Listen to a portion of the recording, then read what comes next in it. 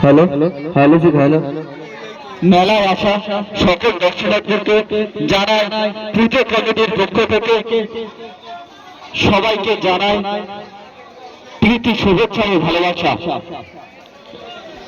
যে সমস্ত মেলায় দর্শনার্থীরা এসেছেন তাদের কাছে আমরা সহযোগিতা একান্তভাবে কামনা করি। আমাদের মন্দিরের সামনে একটি দান বাক্স রেখেছি মন্দির উন্নয়ন প্রকল্পে। আপনারা মুক্ত হতে দান করুন, আপনার এ দান বিফলে যাবে না। মেলায় আসা সকল দর্শনার্থীদেরকে জানাই পুজো কমিটির পক্ষ থেকে প্রীতি শুভেচ্ছা ও ভালোবাসা।